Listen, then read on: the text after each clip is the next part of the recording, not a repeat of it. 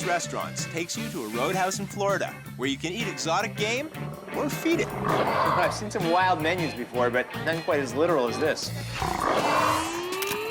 We'll travel to a cafe in Japan where maids are the masters. My God! I'm in love! Then we'll head to Vancouver for culinary matchmaking. If you can mix food with romance, why not? There's no question, but the dating game, you got it.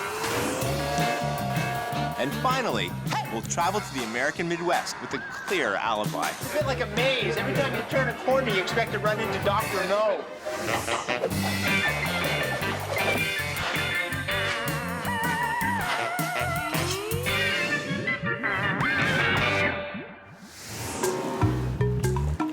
Here in Jacksonville, Florida, at Clark's Fish Camp, you're so close to the wild, you can actually taste it. Lions, tigers, bears? Oh my. Clark's Fish Camp is a backwoods waterside restaurant where you can eat and eat with some very wild animals. When people walk into Clark's, you get a lot of, oh my gosh, and their cameras come out. Are they real? Are they fake? And we tell them, no, they're real. There are 400 stuffed animals in this restaurant and 1 live gator, and there it is right there. Clark's Fish Camp started out as just a bait and tackle shop, and 36 years later, it is now a full-service restaurant that features all sorts of exotic meats. Oh, look at this. They have a whole section on wild appetizers. Crocodile, gator, rabbit, ostrich, kangaroo, gator ribs, gator toes, snake, which you can have fried or charred. This is actually python, And how big would that have been? between 8 to 10 foot. I would be intimidated biting into that. Black and python, there you go. Everything we serve here is farm raised. I've seen some wild menus before, but none quite as literal as this. It's an incredibly diverse collection. You've got lions, tigers, muskox, hyenas, baboons, Florida Panthers. They're not just a hockey team, you know? It's really ridiculous looking. There's no other restaurant like this place anywhere. This is a Siberian tiger. But he didn't come here straight from Siberia, did he? No, this guy actually was born and raised in captivity at a reserve for big cats. He did die of natural causes, and the reserve sold him to a taxidermy, and that's where we got him. The atmosphere is awesome. It is just such a cool place. A male lion attacking a male sable, which we do have on the menu, antelope. They've really gone all out with the taxidermied animals. Sharp teeth. This is the very first animal that started the whole collection. I had a customer that gave me this little possum holding a beer can, and that sort of gave me an addiction to taxidermy. So is he killed in the wild actually drinking that beer? Well, that would be a good way to go, don't you think? We got the charboiled python and deep fried python. Well, I guess I can add this to the list of weird things that I've eaten. It definitely has a very meaty taste, very chewy. I had the python, and it was fantastic. Here we are, charboiled antelope. Thank you. It's like a piece of grilled liver, cooked beautifully rare. That has the flavor and consistency of a really, really nice ribeye steak. It's really delicious. Sorry, dude, hope you didn't hear that. So y'all looking at the vegetarian section of the menu here? No. What'd you order? Kangaroo Catfish and the alligator. and the Jack's prime rib. Okay, here we are, sir, the prime rib. Oscar, I said surprise me, but that's definitely a Well, surprise. that is a good surprise. Oscar, what kind of meat is this? This is a beef. That's approximately 36 to 38 ounces, which is equivalent to 3 pounds. This is one of our most requested dishes. This is perfect. It's perfectly cooked.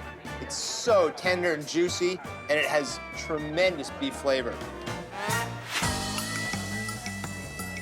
If you look at the live alligator pond and you're not expecting it, you're kind of in for a shock. What's her name? Her name is Lily. And how long is she? She's about 5.5 feet, And how old would she be? about 4 years old. Watched her grow up since she was just a hatchling. Now, does she ever, like, leap out of this little pond here? Yeah, she can jump straight up out of the water.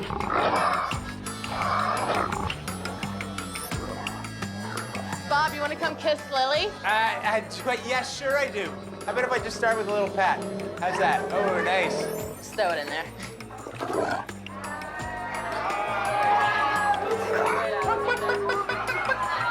Not only do I taste like like chicken, but I am chicken. You know, there's plenty of places in Florida that you can see the gators being fed, but not too many where you can feed them yourself and then sit down at a table and eat one. Our most popular wild meat that we serve here at Clark's Fish Camp would have to be our gator tail. Everyone loves it.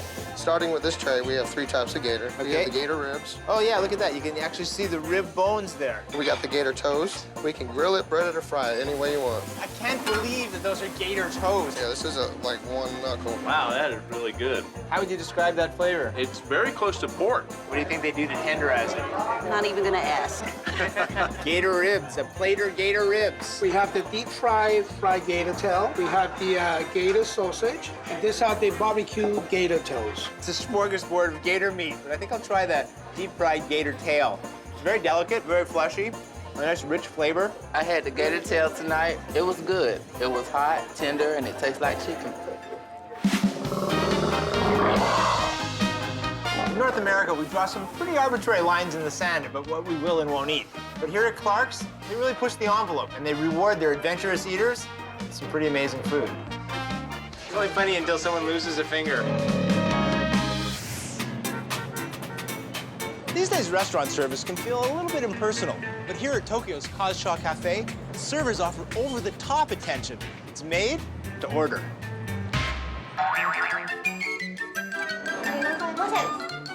That's a little different. Kazucha Cafe is what is known in Tokyo as a maid cafe. This is a cafe tailored to the Japanese nerd who are obsessed with cartoons. He's done a portrait of the waitress. That tells you how serious these customers are here. I like it here because the girls are cute and we talk about our favorite cartoons. What's with the maid outfit? There's a lot of characters that dress as maids, and so for them, this is their fantasy world. These are the superheroes of the cartoons. But these maids in this cafe do not deliver what you'd expect. Hang on, this is pasta with blueberry sauce? Yes. Okay. The menu here is not your standard fare. Whipped cream and fruit. I'm a little confused about this place, to be honest with you. In fact, you could say each dish is a challenge. Are you guys actually finishing this? What do you think of it? And just like in the cartoons they love, failure has consequences. Oh my God! Can't believe what I just saw.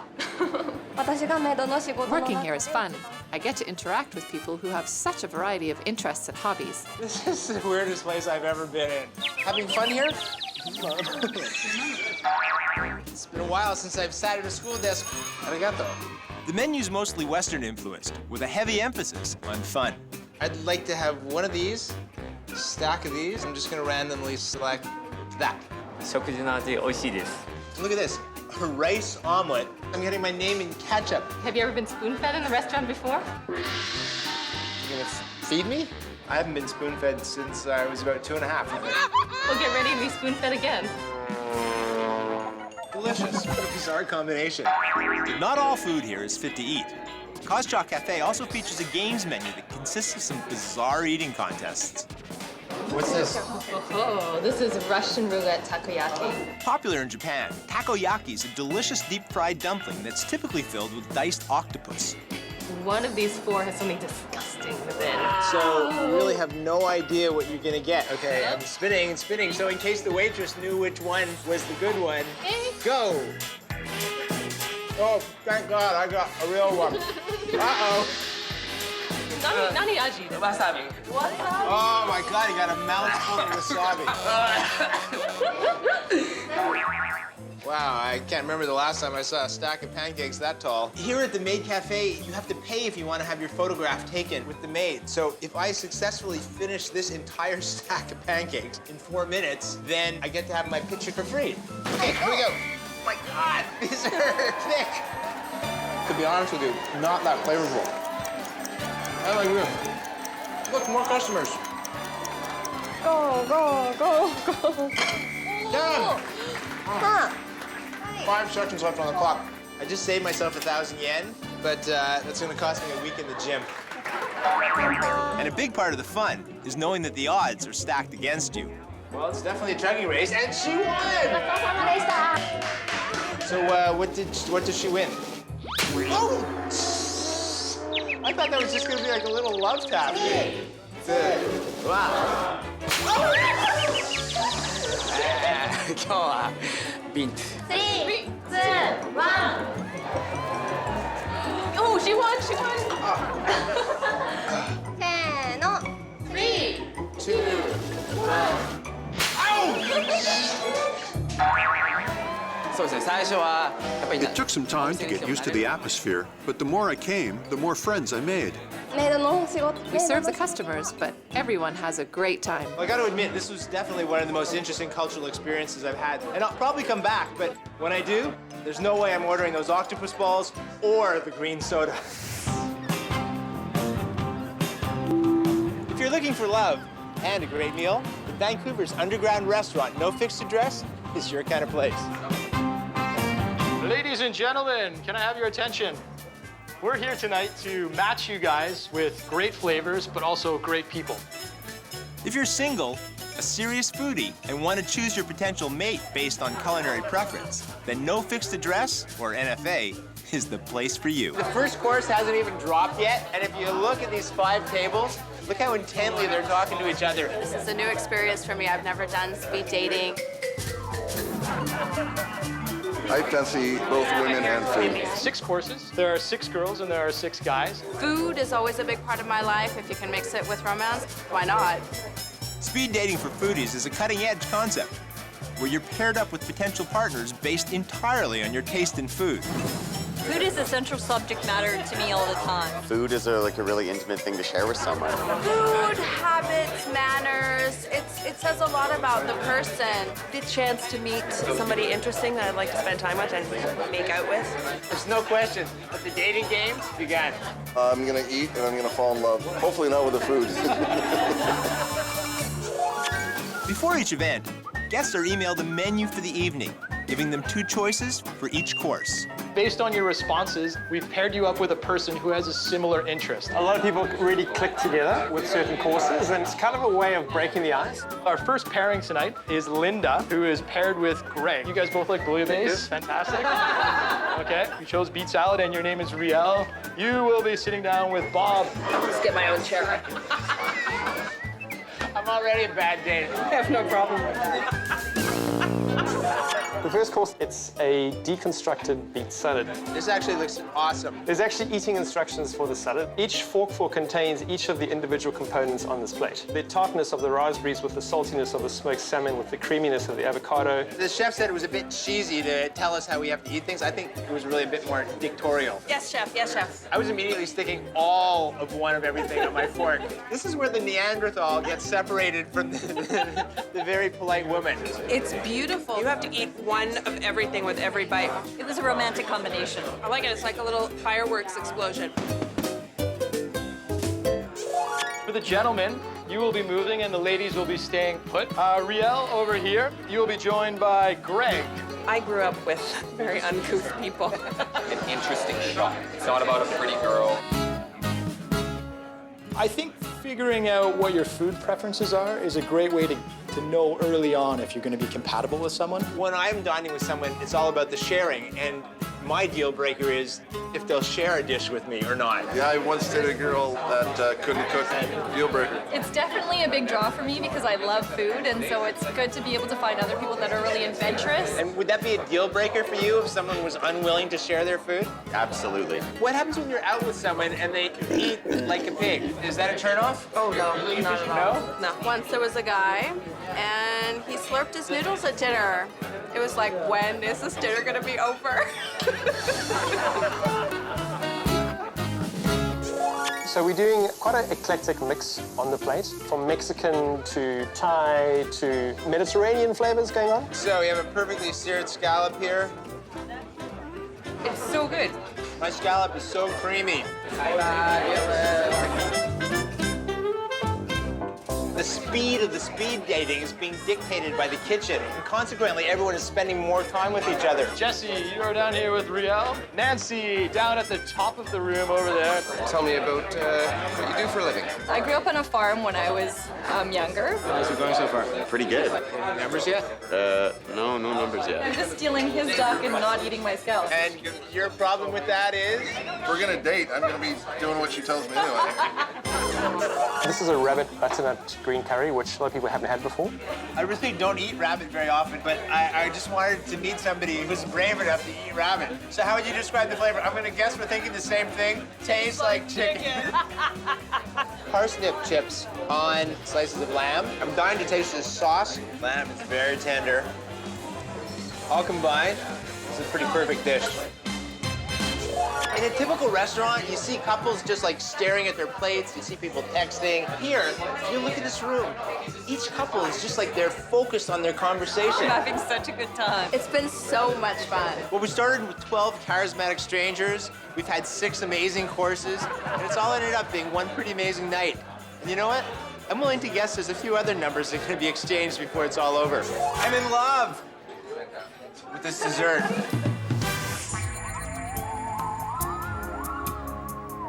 If you're a spy here in Milwaukee, this is definitely the place to eat. The Safe House is a spy museum with food. When you enter, there's Ms. Moneypenny, Please stand up against that back wall. and she will clear you before you can gain entrance into the safe house. I'd like your arms like this, please. Kick your legs up as high and as fast as you can. 1, 2, 3, 4, 5, 6, 9 with the hey. Very good disguise, Agent. You are cleared. Check this out.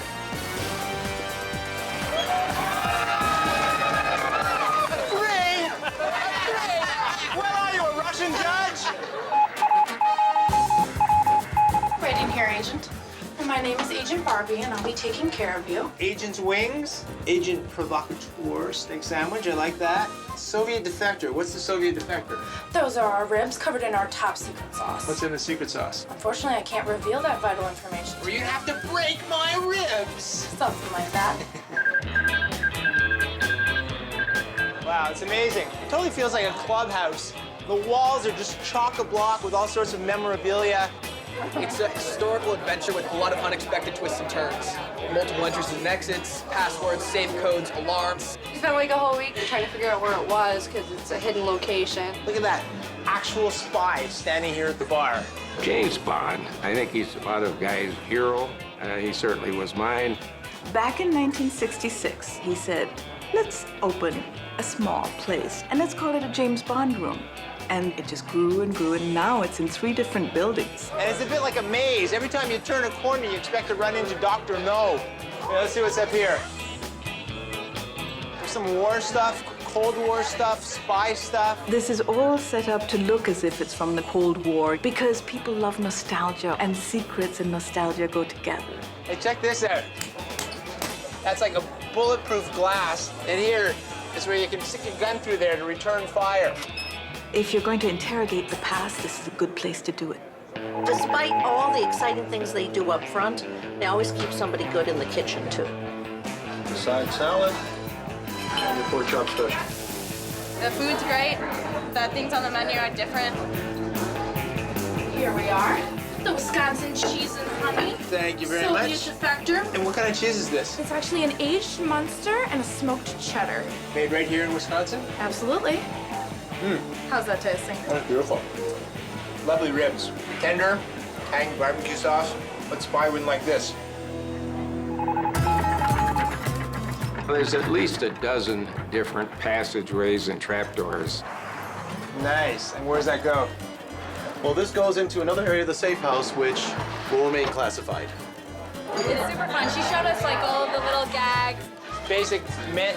I kind of like the fake bathroom door. Yeah, When you that's open it, it's a brick wall. The spy jokes never end with you, do they? Not if I can help it. Take a look down there, if you would, please. The one where you look into the hole and you see your butt crack. That butt looks very familiar. Well, let's just say that the end is near. Maybe much nearer than you expected. Much larger than I expected, too. If your alibi needs a little more credibility, we have our CIA phone booth. standing for a crafty, instant alibi. For example, if you wanted to let your particular person know that you were actually at a wedding, you could use the wedding march processional. Hi, honey. I'm sorry I can't be there with you right now, but I'm getting married. And that would definitely make it credible. I've been to a lot of different restaurants, a lot of different places, all with their own personality and style, and this one just captures it in a totally different way. It's a different experience every time. You know, this place is like, it's a 360 experience. Every time you take a step, you're tripping some kind of alarm. Every time you turn a corner, you run into another piece of original memorabilia. I mean, you open a door, and you have no idea what world you're going to enter. I love it here. It's different than any place I've ever been. Hi, how are you? Nice to see you. This drink is for you to keep. Cheers. Is it safe to get off this now?